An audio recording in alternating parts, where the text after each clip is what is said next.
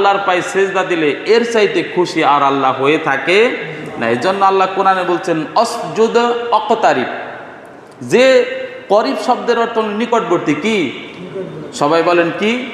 নিকটবর্তী। কিছু কিছু আরবি শব্দ বলতে থাকেন, জিহ্বাটা নরম হবে। আর একটা অক্ষর বললে কয়টা নাকি?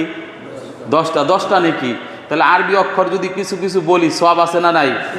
আর মসজিদে আসলাম, হুজুরের মতে হুজুরও আজ করুক, আমার মধ্যে একটু শান্তিতে এসিতে ঘুমাই, তারপরে খেলে নামাজ পড়ে জামকা, তাই তো না? তা হবে না।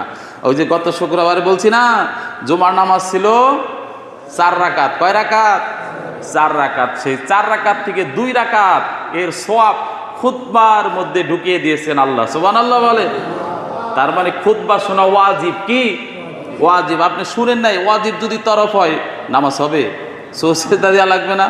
সুজদা দেওয়া লাগবে। তার মানে আপনি যদি খুতবা না শুনেন আপনার নামাজ পরিপূর্ণ হবে না। আপনি খুতবা শুনতে হবে। এটা একটা সরা সপ্তাহের ডুস। ডাক্তাররা যেরকম বলে, মেডিসিনের উপরে আরেকটা জিনিস আছে, হলো ডিসিপ্লিন, মানে নিয়মতান্ত্রিক খাইতে হবে। সকালেরটা রাত্রে খাইলেন, রাতেরটা 4টায় খাইলেন, কাজ হবে কি? হবে, কিন্তু কম কম। একটা নিয়ম আছে, আপনার নিয়ম মতো খাইতে হবে।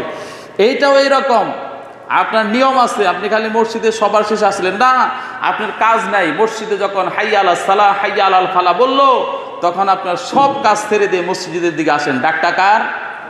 আল্লাহর। এজন্য আল্লাহ বলছেন, ইয়া আইয়ুহাল্লাযীনা আমানু, ও ঈমানদারেরা, ইদা নুদিয়া লিস-সালাহ মি ইয়াউমিল জুমআ, শুক্রবারে মসজিদে মুয়াজ্জিন যখন হাইয়া আলাস সালাহ হাইয়া আলাল ফালাহ বলে, তোমার যত ক্রয় বিক্রয় থাক, যত ব্যবসা থাক, যত চাকরি থাক, সব ছেড়ে দিয়ে মসজিদে যায় উপস্থিত হও। সুবহানাল্লাহ বলেন।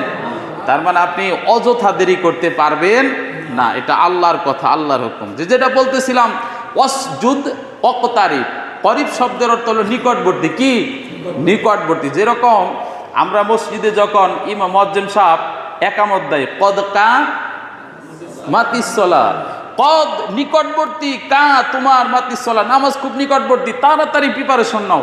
আর 2টা বাক্যের পরে আমরা নিয়ত বাঁধবো। এই কদ থেকে করিব, অসজুদ অকতারিব, তার মানে যে সেজদা দিল সে আল্লাহর নিকটে চলে গেল। সুবহানাল্লাহ বলেন।